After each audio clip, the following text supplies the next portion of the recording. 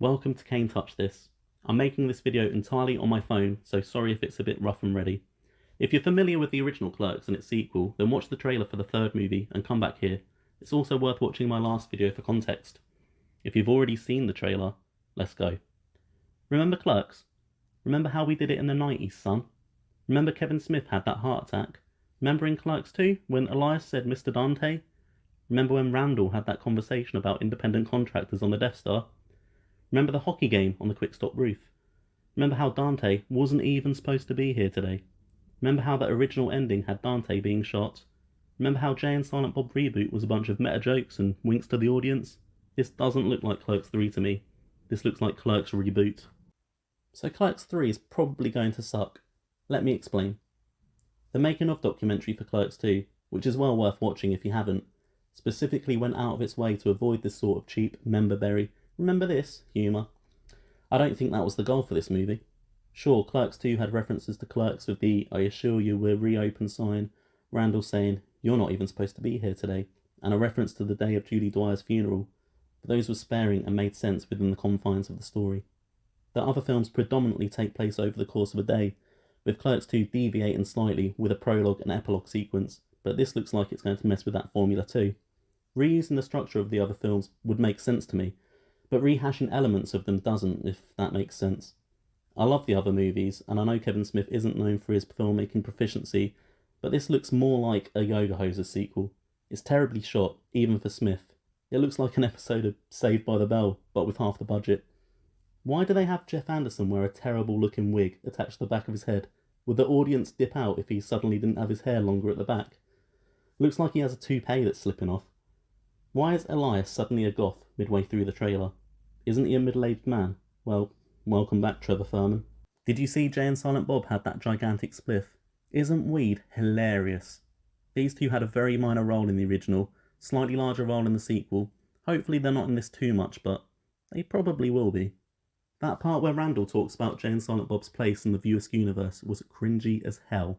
I wouldn't be surprised if at the end of the film, Randall's movie is a huge success and he goes, "I have several more ideas for a film. One set in a mall, another about a lesbian," and then the credits roll right after Randall flat out bricks in Dante's mouth. I heard Kevin Smith talk recently about the donkey from Clerks 2 showing up. Remember the donkey show? Are people clamouring to see a return of Kinky Kelly? Don't answer that.